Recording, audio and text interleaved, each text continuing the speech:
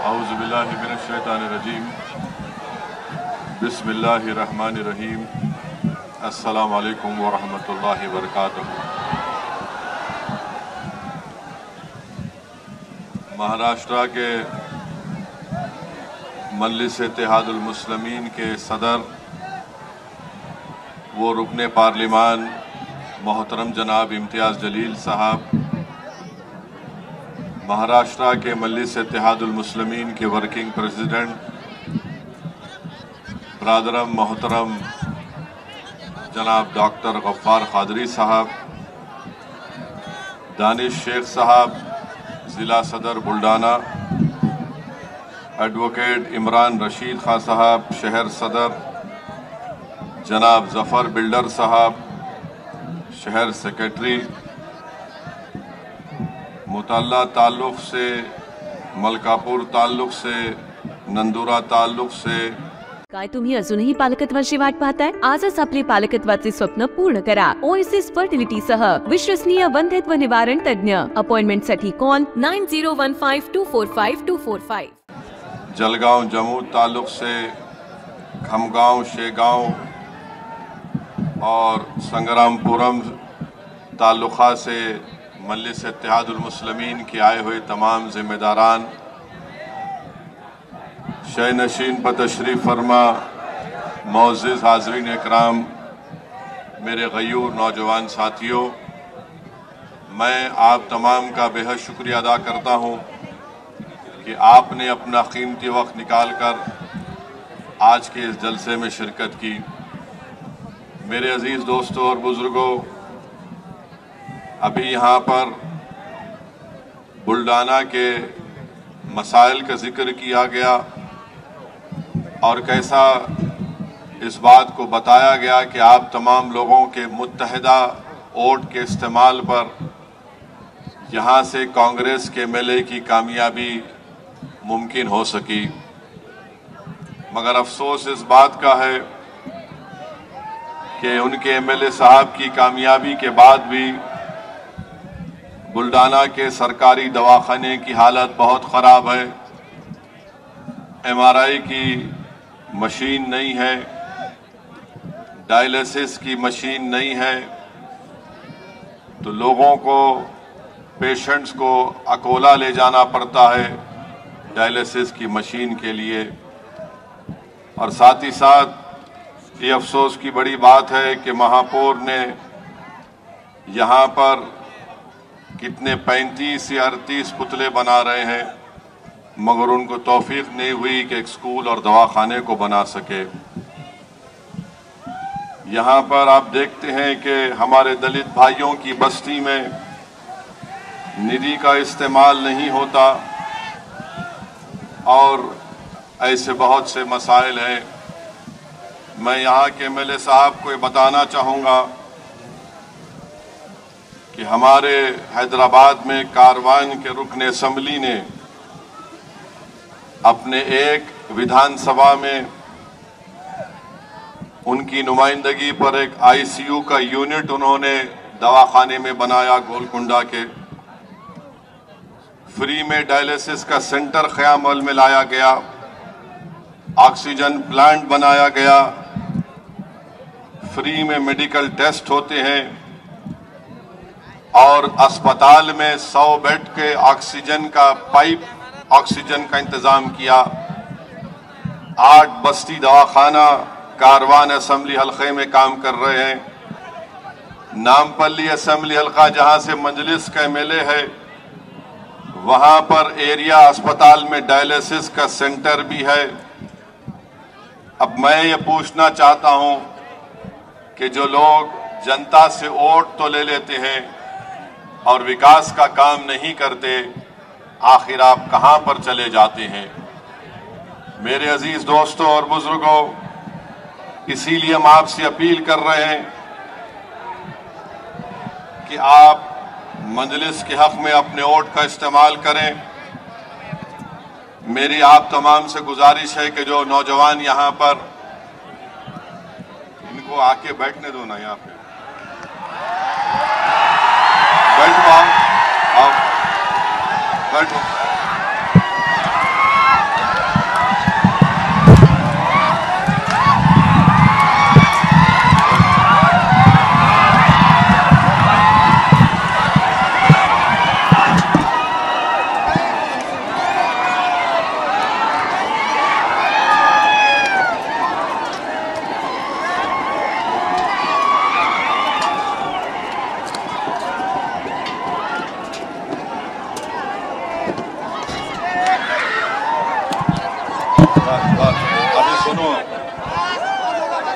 आराम से बैठ ठहरिए। अब हमारी बात को सुनिए आप। छोड़ दे। अभी चीख पुकार नहीं होना, चीख पुकार नहीं होना, सुनना है। आधे घंटे हमारी बात को आराम से सुनिए, आराम से। अभी आप लोग बैठ जाओ। हाँ बैठो, वो हरा बैठो, कुछ नहीं होता, बैठो।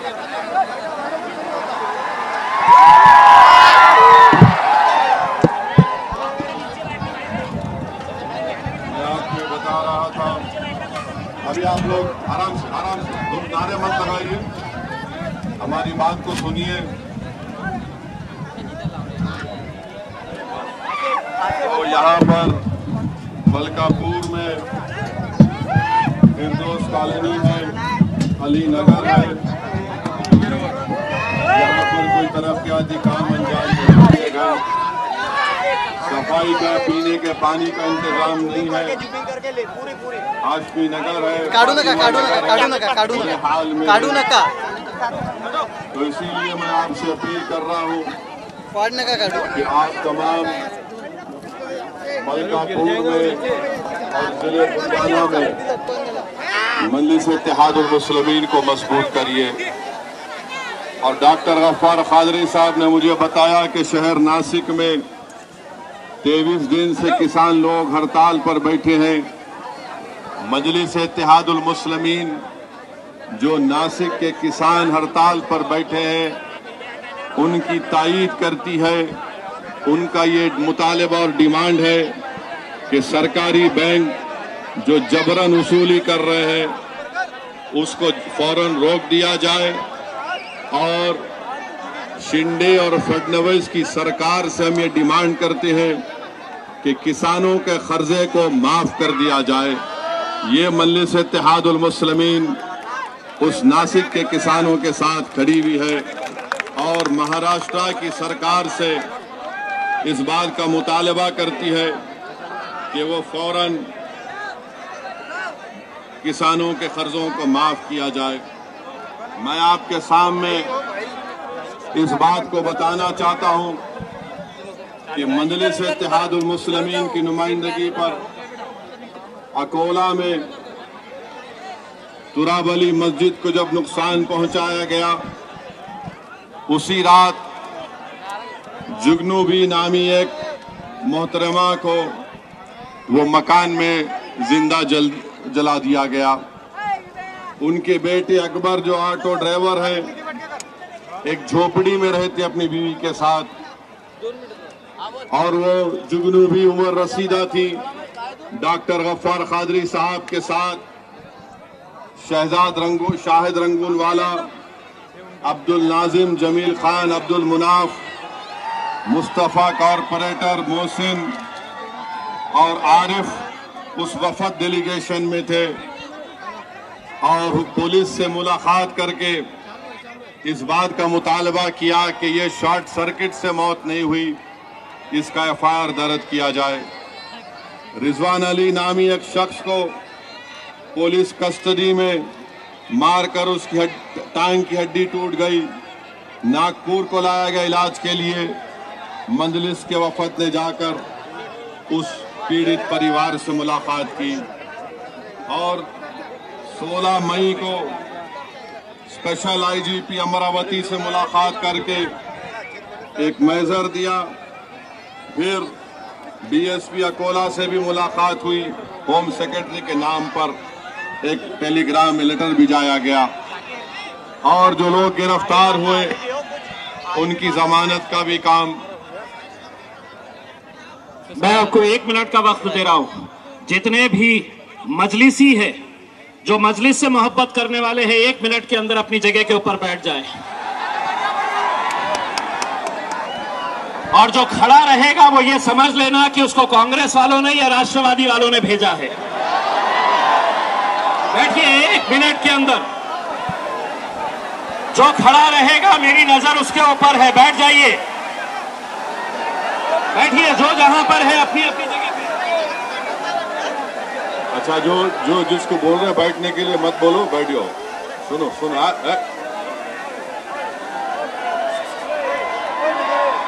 जलगांव जिले में एक पुलिस कस्टडी में 9 जून की रात को सलीम टोपी के 2 बेटों को गिरफ्तार किया गया। सलीम टोपी साहब 25 साल से नगर सेवक हैं और वहां पर पुलिस कस्टडी में मौत हो गई। अशफाक उनका बेटा था। अब आप बताइए कि ना तो उसका एफआईआर हुआ, बल्कि डॉक्टर गफ्फार कादरी साहब गए और नुमाइंदगी की। वहां पर उनकी वालदा से मुलाकात हुई तो वालदा ने कहा कि हमको इंसाफ चाहिए, हमको पैसे नहीं चाहिए। लुकमान अंसारी को 8 जून को मॉब लिंचिंग हुई पडगा थाना के गांव में। डॉक्टर गफ्फार कादरी और मजलिस के सैफ पठान, अमजद बरकाती, शादाब उस्मानी जाकर मुलाकात किए। लुकमान अंसारी को इगतपुरी नासिक जिले के पास उनके साथी अतीक रात में गौरक्षकों ने मारपीट करके उनकी लाश को फेंक दिया। लुकमान की वालदा ने इंसाफ का मुतालबा किया। फिर परली में जिले भीड़ में जरीन खान की कस्टोडियल डेथ हुई। हमारे सदर शफीक एडवोकेट शफीक बाऊ ने डॉक्टर गफ्फार कादरी साहब सब जाकर मुलाकात किए।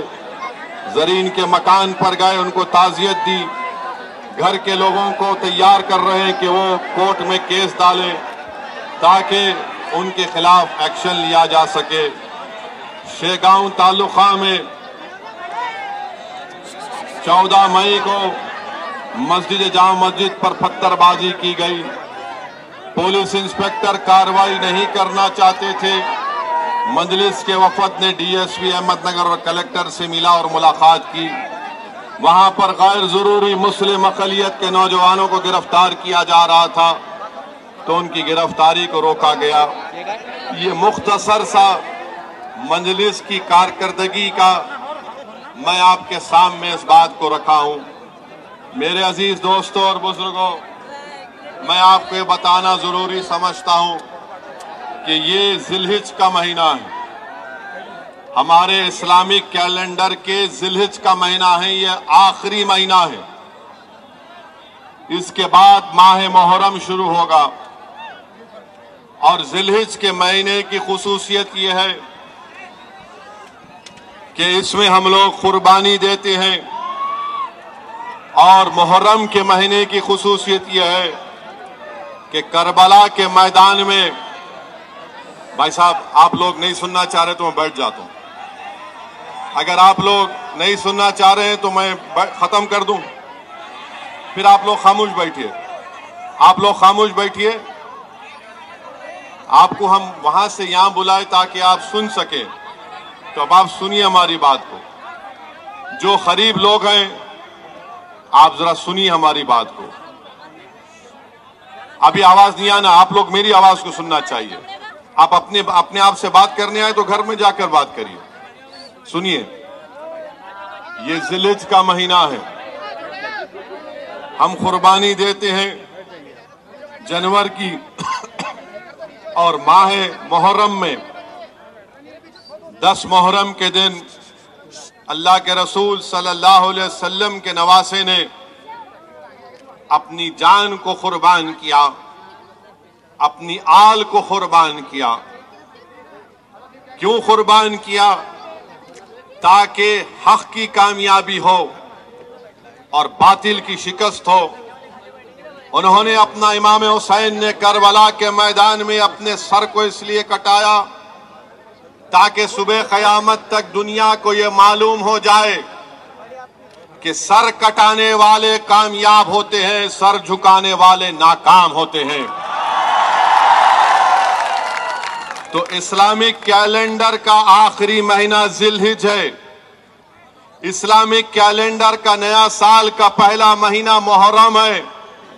और ये इस दीन की खूबसूरती है कि साल का आखिरी महीना और साल का पहला महीना दोनों कुर्बानी का दर्ज देता है। दोनों कुर्बानी का दर्ज देता है। तो मेरी आपसे ये भी गुजारिश है कि आज से 1400 साल पहले, आज से 1400 साल पहले 10 ज़िलहिज के दिन अल्लाह के रसूल मोहम्मद मुस्तफ़ा सल्लल्लाहु अलैहि वसल्लम ने अपना हिज्जतुल विदा में आखिरी खुतबा दिया। तो खुतबे में बहुत सी चीजें हैं, मगर रसूल अल्लाह सल्लल्लाहु अलैहि वसल्लम ने क्या खुतबा दिया और कहा कि सुनो, मैं तुम्हारे दरमियान में ज्यादा देर नहीं रहने वाला हूं। मोहम्मद सल्लल्लाहु अलैहि वसल्लम ने 1,15,000 लोग थे। रसूलुल्लाह सल्लल्लाहु अलैहि वसल्लम अपनी बात को अपनी ज़बान मुबारक से इरशाद फरमाते 3-3 बार। इस तरह का लाउड स्पीकर का इंतजाम नहीं किया। 1,15,000 का मजमा था। अल्लाह के रसूल सल्लल्लाहु अलैहि वसल्लम रहमतुल लिल आलमीन, महबूब रब्बुल आलमीन अपनी ज़बान मुबारक से बोलते और सहाबा कराम 3-3 मरतबा उस बात को बोलते, ताकि 1,15,000 के मजमे को आका की ज़बान मुबारक से निकले अल्फाज उनको समझ में आए और सुनाई दिए। रसूलुल्लाह सल्लल्लाहु अलैहि वसल्लम ने क्या कहा कि जिस तरह ये ज़िलहज का महीना मुबारक है, जिस तरह ये दिन मुबारक है, उसी तरह मुसलमानों की जान और माल हमारे लिए मुबारक है। तुम किसी की जान और माल नहीं छीन सकते हो उनसे। रसूलुल्लाह सल्लल्लाहु अलैहि वसल्लम ने फरमाया, सुनो क्या फरमाया, नौजवानों तुम सुनो, तुमको अगर एक नेक इंसान बनना है तो सुनो। आका ने फरमाया सल्लल्लाहु अलैहि वसल्लम ने कि अल्लाह की नजर में ना गोरा बड़ा है ना काला बड़ा है। अल्लाह की नजर में ना कोई गोरा बड़ा है ना काला बड़ा है। अल्लाह की नजर में सबसे करीब वो है जिसके पास तक़वा है, जिसके दिल में अल्लाह का खौफ होगा, अल्लाह से कूट कूट कर मोहब्बत होगी और रसूलुल्लाह सल्लल्लाहु अलैहि वसल्लम के लिए उसका दिल धड़कता होगा, वो अल्लाह को बहुत पसंद है। तो याद रखो, जो काले को समझता है ये काला है और मैं गोरा हूं, तो रसूलुल्लाह सल्लल्लाहु अलैहि वसल्लम ने फरमाया कि ना गोरा बड़ा है ना काला बड़ा है, ना अरब बड़ा है ना अजमी बड़ा है। जिसके पास तक़वा है वो अल्लाह के करीब बहुत बड़ा है। फिर रसूलुल्लाह सल्लल्लाहु अलैहि वसल्लम ने फरमाया कि अपनी औरतों पर जुल्म मत करो, अपनी औरतों पर जुल्म मत करो, उनसे नरमी रखो, उनसे नरमी रखो। तो मुसलमानों, जब तुम घर में जाओगे, अगर तुम्हारे घर में तुम्हारी बीवी है, तुम्हारी बहन है, तुम्हारी मां है, तो तुम उनसे नरमी का रवैया अख्तियार करो। जिसकी बीवी है उससे नरमी का रवैया अख्तियार करो, उसको इज्जत दो, मुकाम दो, वो तुम्हारी शरीक हयात है। रसूलुल्लाह सल्लल्लाहु अलैहि वसल्लम ने फरमाया कि अपनी औरतों से नरमी का रवैया रखो। और रसूलुल्लाह सल्लल्लाहु अलैहि वसल्लम ने फरमाया कि किसी का कत्ल मत करो, किसी का कत्ल मत करो नाजायज तौर पर। मुसलमान किसी का कत्ल नहीं करता नाजायज तौर पर। रसूलुल्लाह सल्लल्लाहु अलैहि वसल्लम ने फरमाया अपने गुलामों से नरम रवैया अख्तियार करो। मेरे अजीज दोस्तों और बुजुर्गों, ये मोहम्मद मुस्तफ़ा सल्लल्लाहु अलैहि वसल्लम का आखिरी खुतबा है, बल्कि दुनिया में इंसानियत की हिस्ट्री में अगर किसी को देखना है चार्टर ऑफ ह्यूमन राइट्स, तो रसूलुल्लाह सल्लल्लाहु अलैहि वसल्लम के आखिरी खुतबे हुज्जतुल विदा को पढ़ ले। तो मेरे नौजवानों, अल्लाह के रसूल सल्लल्लाहु अलैहि वसल्लम के इस आखिरी खुतबे के अल्फाज को याद रखो कि किसी मुसलमान के माल को या किसी के भी माल को या किसी के जान पर आप किसी पर हमला नहीं कर सकते। अपनी औरतों से, अपनी ख़वातीन से नरमी से पेश आओगे और तोड़ दो ये जंजीरें, कोई काला है कोई बड़ा है, कोई खानदानी है, कोई फुला तुरुमची है, कोई नवाब है। अरे कोई अल्लाह की नजर में सब बराबर है। कोई काले को गोरे को काले पर फौकियत नहीं है। तुम्हारा खानदान पानदान होगा मगर अल्लाह की नजर में कुछ नहीं है उसकी हैसियत। तुम में अल्लाह का खौफ होगा, तुम में रसूल अल्लाह सल्लल्लाहु अलैहि वसल्लम से मोहब्बत होगी। और रसूल अल्लाह सल्लल्लाहु अलैहि वसल्लम ने अपने आखिरी खुतबे में फरमाया, नमाज पढ़ो, रोजा रखो, ज़कात दो। नौजवानों, रोजा नमाज पढ़ो। मुसलमानों की पहचान कैसे होगी? मस्जिदों को आबाद रखने से होगी। नौजवानों, तुम अगर चाहते हो कि तुम्हारा दीन मजबूत हो, तुम मजबूत हो, तो अपने सरों को, अपनी आंखों को अल्लाह के आगे सजदे में झुकाओ, रोजे रखो। जिसके पास दौलत है ज़कात निकालो, कमजोरों की मदद करो, गरीबों की मदद करो। और रसूल अल्लाह सल्लल्लाहु अलैहि वसल्लम ने फरमाया, पड़ोसियों का ख्याल रखो, पड़ोसियों का ख्याल रखो। रसूल अल्लाह सल्लल्लाहु अलैहि वसल्लम ने नहीं फरमाया कि मुसलमान पड़ोसी का ख्याल रखो और गैर मुस्लिम का ख्याल मत रखो। रसूल अल्लाह सल्लल्लाहु अलैहि वसल्लम ने आखिरी खुतबे में इतना कहा, नौजवानों पड़ोसी का ख्याल रखो, पड़ोसी का ख्याल रखो। तो सहाबा इकराम में डर पैदा हो गया कि कहीं रसूल अल्लाह सल्लल्लाहु अलैहि वसल्लम उनको और कोई हुकूक ना दे दे।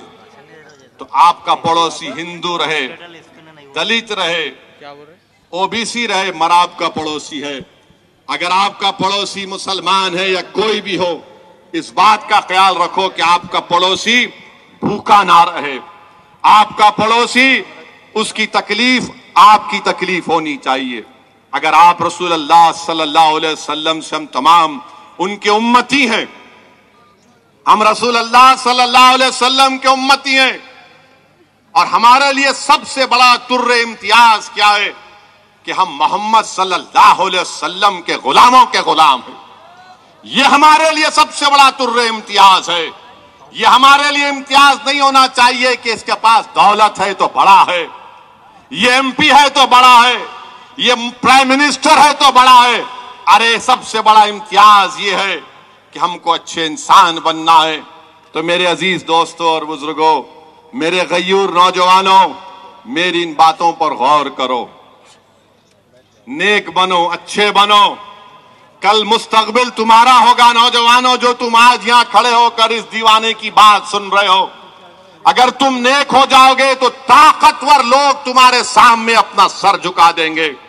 तुम मस्जिदों में जाकर अपने चेहरों को झुकाओगे सजदे में, अपने पेशानियों को जमीन पर रगड़ कर अल्लाह से भीख मांगोगे कि अल्लाह माफ कर दे। तो खुदा की कसम, पूरे जालिम लोग तुम्हारे सामने अपना सर झुका देंगे। मगर तुम मस्जिदों को भूल चुके हो, तुम रमजान के रोजों को भूल चुके हो, तुम कुरान और सुन्नत को मत भूलो। हमारी पहचान कुरान और सुन्नत है। ये अल्लाह के रसूल सल्लल्लाहु अलैहि वसल्लम ने इरशाद फरमाया। मेरे अजीज दोस्तों और बुजुर्गों, अभी इम्तियाज जलील साहब ने ये बात कही है कि 2024 में नरेंद्र मोदी को दोबारा वजीर आजम, प्रधानमंत्री बनने से रोकना है। हम भी यही चाहते हैं, हम भी यही चाहते हैं कि इंशाअल्लाह नरेंद्र मोदी तीसरी मर्तबा देश के प्रधानमंत्री ना बने। कोई बिहार पटना में मीटिंग हुई, लोगों को बिठाया गया, बातचीत हुई। मैं इम्तियाज जलील साहब की बात से मुत्तफिक हूं, मगर ये लोग जो सिर्फ अपने आप को बड़ा समझते हैं और इनको बड़ी गलत फहमी है कि वही हरा सकते नरेंद्र मोदी को। मेरे प्यारे, याद रखो, याद रखो मेरी इस बात को, जब तक तुम कमजोर और मजलूमों को साथ नहीं लोगे, तुम जुल्म का खात्मा नहीं कर पाओगे। ताकतवर लोग बैठकर एक ताकतवर को हराएंगे तो फिर कोई मजा नहीं है। अरे तुमको उसको साथ लेना पड़ेगा जिसके बेटे को मार मार कर उसका वीडियो बनाकर उसका कत्ल कर दिया गया। तुमको उस मां को साथ लेना पड़ेगा जिसके बेटे को जिंदा जला दिया गया, तुमको उस परिवार को साथ लेना पड़ेगा जिसका बेटा, जिसका भाई 4-4 साल से जेल में सड़ रहा है। तुमको उसको अपने साथ लेना पड़ेगा जिसको मजहब के नाम पर दबाया और कुचला जाता है। अरे ताकतवर लोग बैठकर कुछ भी कर ले, जब तक तुम मजलूम को साथ नहीं लोगे, जिसका पेट खाली है, जिसके सर पर निशानात हैं जालिम के जुल्म के, जिसकी कहानियां हैं जुल्म की उनके घरों में, अगर तुम उनको साथ नहीं लोगे तो सिर्फ तुम्हारी बात रह जाएगी, अल्फाज खाली रहेंगे। हाँ, बताओ, अगर तुम जालिम से मुकाबला करना चाहते हो, बताओ अगर तुम इस मुल्क में वो संविधान जिसको बाबा साहब अंबेडकर ने ये कहा था लिबर्टी, इक्वालिटी, फ्रेटर्निटी, जस्टिस को कायम करना चाहते हो, अगर तुम वो संविधान जिसमें बाबा साहिब ने राइट टू लाइफ और राइट टू इक्वालिटी का संविधान में फंडामेंटल राइट बनाया, अगर तुम कल्चर को मानते हो जो आर्टिकल 29 का है, अगर तुम वाकई में मुखलिस हो तो हम हाथ बढ़ाते हैं तुम्हारे साथ हाथ मिलाने के लिए। मगर अगर तुम ये समझ रहे हो कि तुम्हारे बैठने से, तुम्हारे मिलने से, तुम्हारे बोलने से सब चीज हो जाएगी, तो नहीं होगा। अरे सबसे बड़ा जुल्म किसी पर हुआ तो मुसलमानों पर, दलितों पर, आदिवासियों पर। अरे तुम कौन हो बताओ? तुमको देखकर ऐसा नजर आता है कि ताकतवर लोग बैठे हुए हैं, जिसको अंग्रेजी में कहते हैं एलिटिस्ट लोग बैठे हैं, वहां पर कमजोर मजलूम नजर नहीं आता। तुम्हारा नुकसान तो यह हुआ कि तुम्हारे हाथ से महाराष्ट्र की मुख्यमंत्रीशिप चले गई। तुम्हारा नुकसान यह हुआ कि तुमको ईडी का तुम पर केस हो गया। तुम्हारा नुकसान तो यह है कि तुम्हारे लोग परेशान हैं। अरे कभी तुमने यह भी तो सोचा कि मेरी शनाख्त आज खतरे में आ गई, मेरी पहचान खतरे में आ गई, मेरे नौजवानों का मुस्तकबिल खतरे में आ गया, मेरा हिजाब उसको खतरा बना दिया गया, मेरा हलाल गोश्त मुल्क के लिए खतरा बना दिया गया, मेरी मस्जिद से अज़ान को खतरा बना दिया गया। अरे तुम्हारा क्या नुकसान हुआ? मगर अल्हम्दुलिल्लाह हम ठहरे हुए हैं, एक शीशा पिलाई हुई दीवार की तरह ठहरे हुए हैं। इन सबको देख रहे हैं, इन सबको देख रहे हैं, और हमारी जबान से क्या निकलता? हस्बुनल्लाह व निअमल वकील, हस्बुनल्लाह व निअमल वकील, हस्बुनल्लाह व निअमल वकील। तो अगर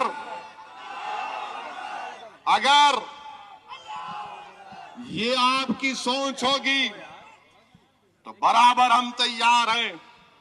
मगर अगर आप ये समझेंगे कि 16 चौधरियां बैठकर एक बड़े चौधरी से मुकाबला करेंगे तो नहीं होगा। तो हम आपसे बताना चाहते हैं, इखलास की बुनियाद पर बातचीत होगी तो हम समझ सकते हैं।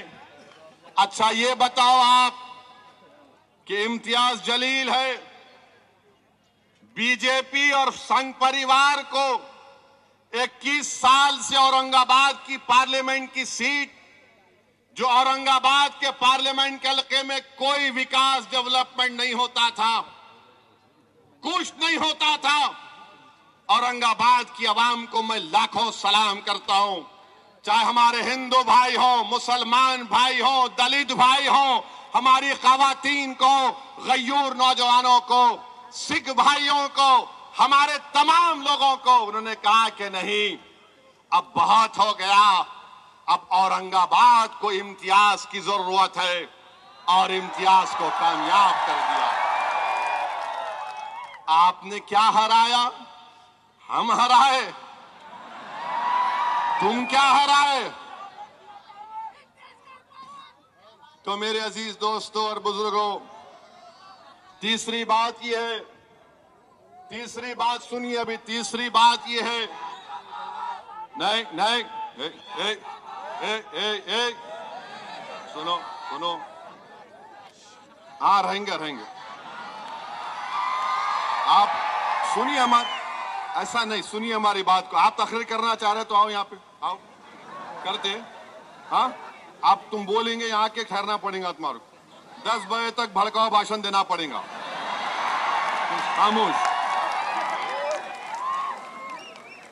अब तीसरी बात यह है, महाराष्ट्र में उद्धव ठाकरे की हुकूमत थी, उद्धव ठाकरे मुख्यमंत्री थे, शिवसेना सेकुलर है।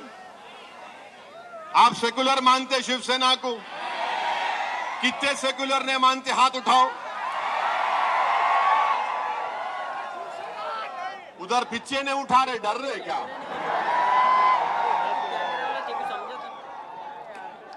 अब क्या हुआ? कांग्रेस, राहुल गांधी और शरद पवार मिलकर उद्धव ठाकरे को बोले आप सेकुलर है, आप मुख्यमंत्री बन जाओ। अरे ये क्या है बाबा?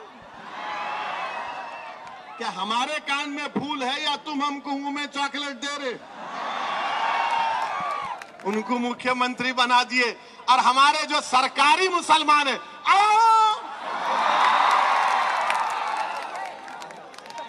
ये सरकारी अरे नहीं भाई, ये उन्हें नहीं तो इन्हें। अरे ये कौन सी बात हुई? मैं मर्द नहीं, मेरा भाई मर्द बोल दो, कैसा?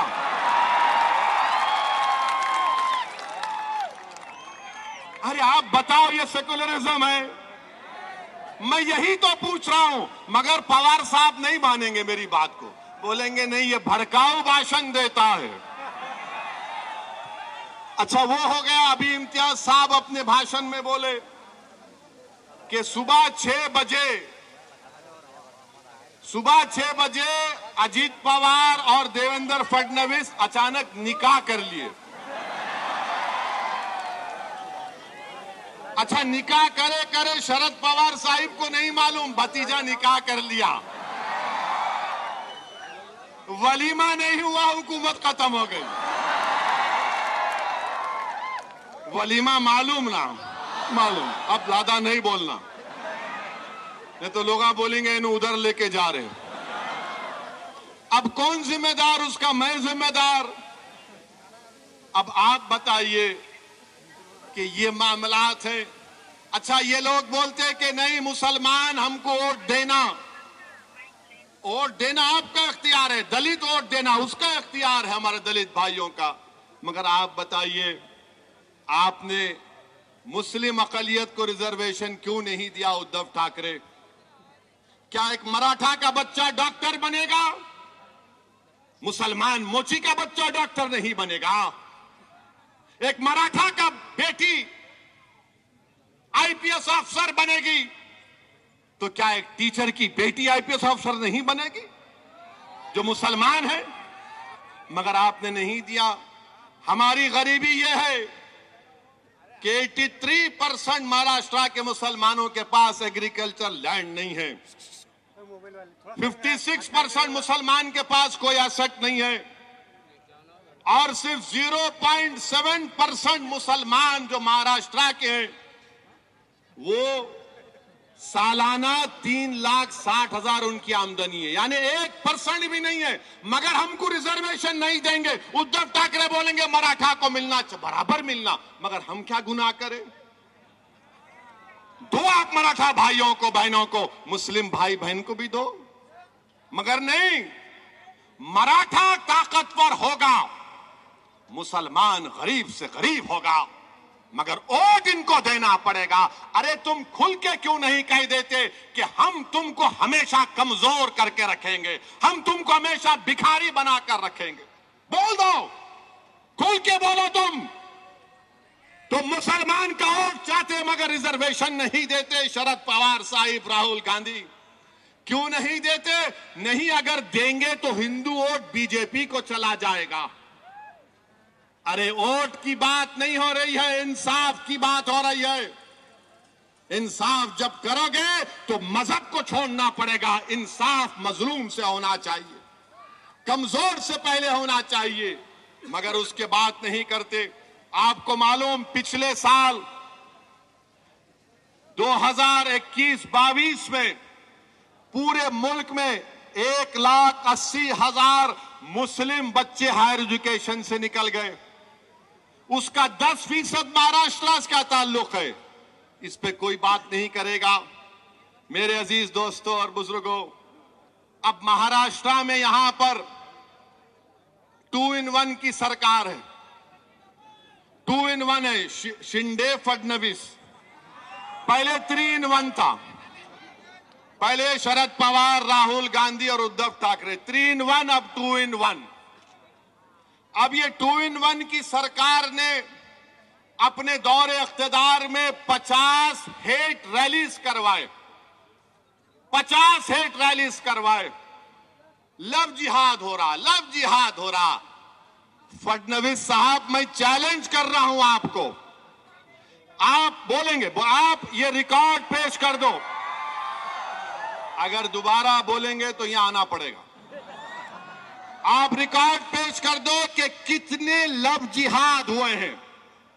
और फडणवीस साहब, मैं तुमको चैलेंज कर रहा हूं, तुमको, शिंदे को, आरएसएस के भगवत को, तुम हमको ये बता दो कि लव जिहाद का डेफिनेशन क्या है। किसको लव जिहाद बोलते, बताओ, डिफाइन करो। तुम नहीं कर सकते। और नतीजा क्या हुआ? कोल्हापुर, अकोला, जलगांव, अहमदनगर, जो मैंने जिक्र किया, ये सब तमाशे हुए। हम महाराष्ट्र की हुकूमत से, महाराष्ट्र के ब्यूरोक्रेसी से, पुलिस डिपार्टमेंट से ये कह रहे हैं कि आप सरकार की बातों में मत आओ, महाराष्ट्र के पीस को मेंटेन करो। आप सरकार को खुश करने के लिए आईपीसी इस्तेमाल मत करो। आप जो एक्यूज्ड हैं उनके खिलाफ इस्तेमाल करो। अमन जरूरी है। सरकारें आएंगी और चले जाएंगी। हम उम्मीद करते कि महाराष्ट्र के आला पुलिस ओहदेदार अपनी जिम्मेदारी को निभाएंगे। मेरे अजीज दोस्तों और बुजुर्गों, फिर हम ये भी देखते हैं कि हमारे वजीर आजम अमेरिका गए। वजीर आजम अमेरिका गए, हमको उस पर कोई इतराज नहीं है। हम भी चाहते हैं कि भारत, इंडिया और यूएसए के ताल्लुकात और अच्छे हों। अब तो हम स्ट्रेटेजिक पार्टनर हैं। अब तो हम एग्रीमेंट्स में शेयर्ड वैल्यूज का जिक्र करते हैं। मगर हमारे वजीर आजम जब अमेरिका में थे तो 2 बातों का मुझे बड़ा एतराज है। उमूमन अगर कोई मुल्क का वजीर आजम फॉरेन टूर पर जाता है, उस पर तबसरा करना ठीक नहीं है। मगर वजीर आजम प्रधानमंत्री मोदी, मैं मजबूर हूं आपकी बात को यहां पर रखने के लिए। एक ये कि नरेंद्र मोदी ने पहली प्रेस कॉन्फ्रेंस 9 साल में मीडिया के सामने आकर की। 9 साल में कोई मीडिया उनसे सवाल नहीं कर सकता था, कोई मीडिया के लोग नहीं। हां, वो एक सेलेक्टेड मीडिया का ग्रुप है। जैसा एक इंटरव्यू लेने वाले पूछा, मोदी जी आपको आम पसंद है? काटने के पसंद है या चूसने के पसंद है? अबे क्या तो अभी भी इतना बुढ़ा हो के दूध निप्पल से पीता? फिर एक रिपोर्टर पूछे, आप अपने जेब में बटुआ रखते? कहीं को तेरे को धिंगाना होना, समझ नहीं। मगर वहां की एक रिपोर्टर ने, वॉल स्ट्रीट जर्नल के एक रिपोर्टर ने भारत के वजीर आजम से जो सवाल किया, देश के प्रधानमंत्री, मुझे बड़ी तकलीफ हुई, बड़ी पीड़ा हुई कि इस तरह से आपसे सवाल किया गया कि आप 9 साल से भारत के वजीर आजम प्रधानमंत्री हैं, 300 एमपी आपके पास हैं, और आपसे सवाल करने वाला यह सवाल करता है कि क्या आप भारत के मुसलमानों के लिए, भारत के मुसलमानों के लिए उनकी तकलीफ को दूर करने के लिए आप क्या काम करेंगे और फ्रीडम ऑफ एक्सप्रेशन के लिए आप क्या करेंगे। देश के प्रधानमंत्री, मैं खुश होता अगर आपसे सवाल होता कि आप उस देश से आते हैं जहां पर 50% आबादी भारत की 28 साल के नौजवानों पर मुश्तमिल है। मैं खुश होता इस बात से कि अगर रिपोर्टर आपसे सवाल करती कि बताइए मेक इन इंडिया में आपने क्या क्या बनाया। मैं खुश होता अगर रिपोर्टर आपसे पूछती कि क्या आपने 5 ट्रिलियन इकोनॉमी के उस टारगेट को हासिल कर लिया।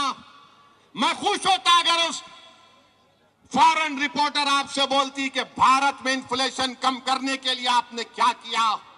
मैं खुश होता अगर रिपोर्टर आपसे पूछती कि पूरी दुनिया में सबसे ज्यादा बेरोजगार अगर नौजवान है तो भारत में उसकी बेरोजगारी के लिए आप क्या किए। मगर उस रिपोर्टर ने 9 साल के वजीर आजम 300 MP रखने वाले वजीर आजम से पूछा, मुसलमानों की तकलीफ को दूर करने के लिए आप क्या कर रहे हैं, फ्रीडम ऑफ एक्सप्रेशन के लिए क्या कर रहे हैं। तो हमारे वजीर आजम ने कह दिया कि हमारे DNA में डेमोक्रेसी है, डिस्क्रिमिनेशन नहीं है। प्रधानमंत्री, सच्चाई को मैं अब बयान कर रहा हूं। क्या मणिपुर में 300 चर्चिस को जला दिया गया, क्या वो डिस्क्रिमिनेशन नहीं है। 300 चर्चिस मणिपुर में जला दिए गए। क्या उत्तरकाशी में मुसलमानों से नहीं कहा गया कि छोड़कर भाग जाओ, तुम्हारा बायकॉट किया जाएगा। ये डिस्क्रिमिनेशन नहीं है। वजीर आजम, क्या आपका दिल्ली का MP ने नहीं कहा कि मुसलमानों से कोई खरीदो फरोख्त मत करो, क्या ये डिस्क्रिमिनेशन नहीं है। वजीर आजम, क्या आपने CAA का कानून मजहब की बुनियाद पर नहीं बनाया, क्या ये डिस्क्रिमिनेशन नहीं है। माइनॉरिटी वेलफेयर का बजट आपने 40% कम कर दिया, क्या ये डिस्क्रिमिनेशन नहीं है। आपने मौलाना आजाद फेलोशिप को खत्म कर दिया अल्पसंख्यक समाज के लिए। अब कोई मुसलमान बच्चा फेलोशिप और PhD नहीं कर पाएगा, क्या ये डिस्क्रिमिनेशन नहीं है। प्रधानमंत्री, डिस्क्रिमिनेशन यही भी है कि आपके 306 MP में एक मुसलमान MP नहीं। डिस्क्रिमिनेशन यह भी है कि आपके पास एक मुस्लिम मिनिस्टर नहीं। बताओ प्रधानमंत्री, फिर आपने ये क्यों कहा। ये मुझे बड़ी तकलीफ हुई कि आप से इस तरह का सवाल वॉल स्ट्रीट जर्नल के एक जर्नलिस्ट ने कर दिया।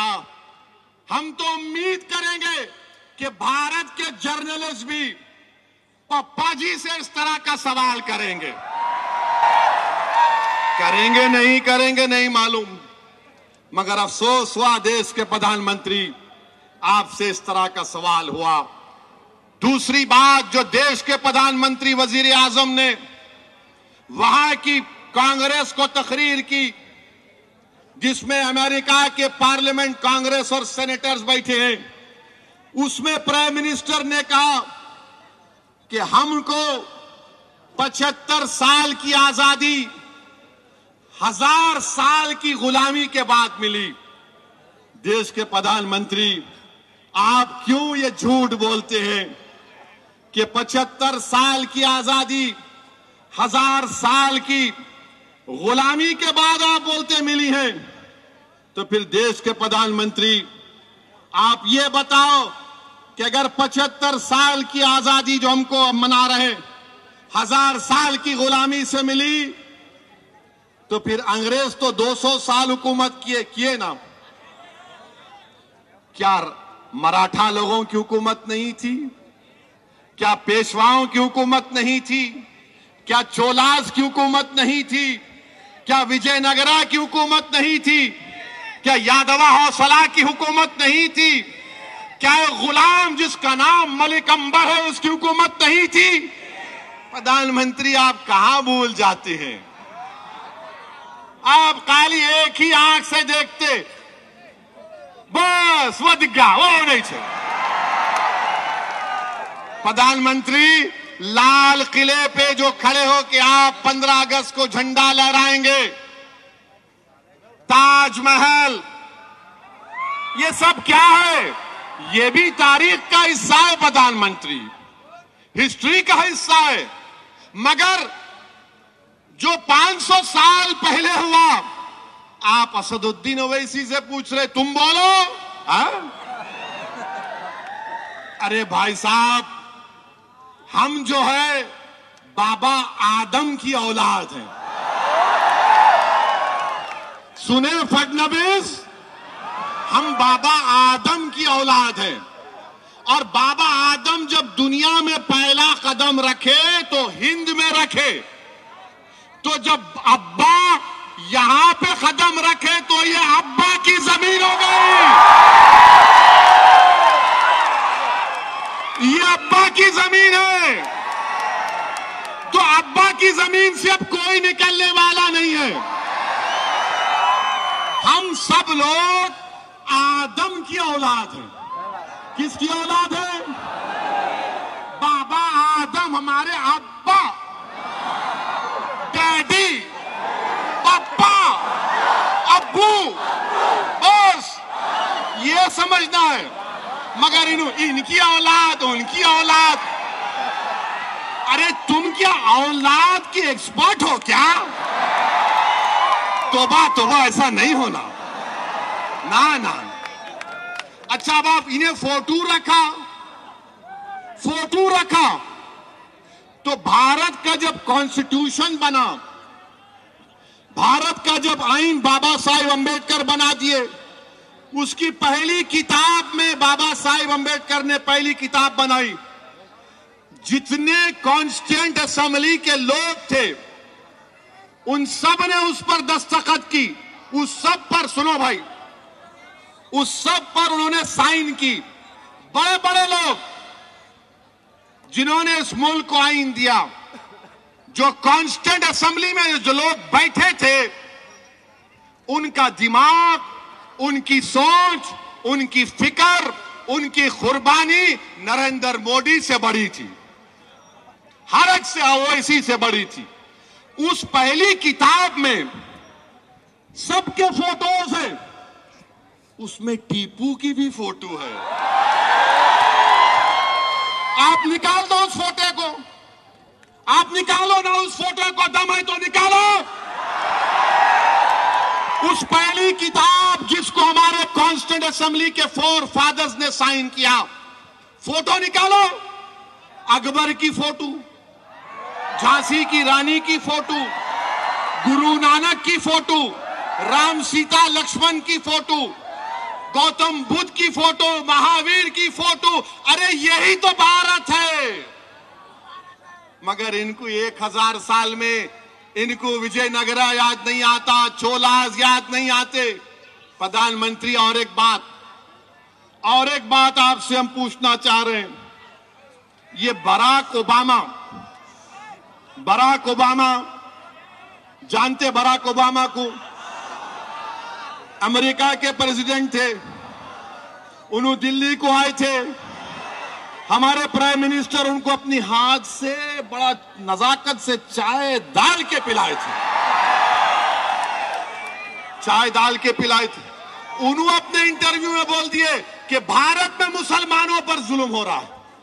और नरेंद्र मोदी क्या बोले थे उनके बारे में कि बराक, ऐसा ही कहा था, वीडियो देखो, मैं और बराक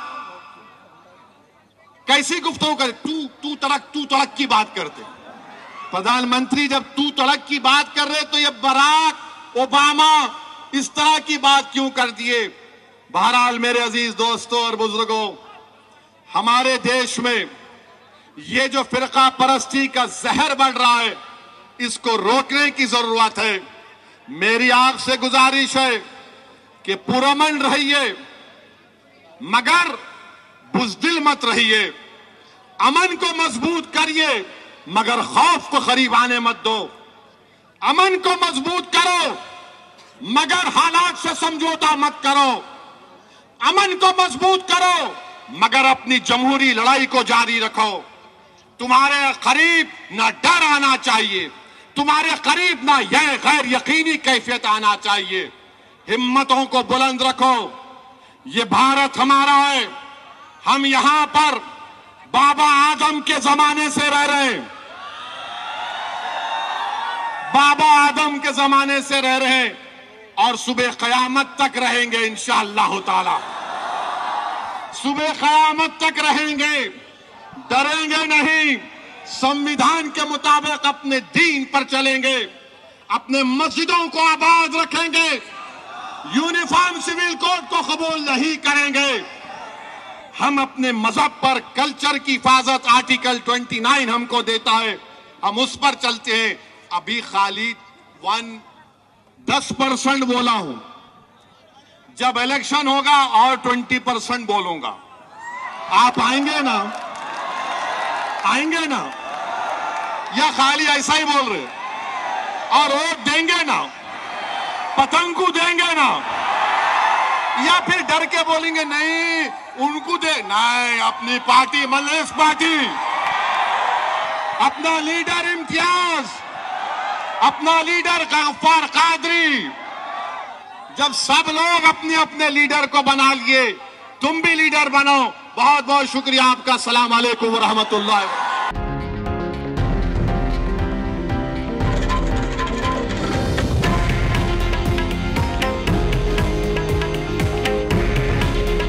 हे आहे देशातील नंबर 1 न्यूज नेटवर्क आणि आपण पाहत आहात TV9 मराठी। काळजी तुमची, हित महाराष्ट्राचं।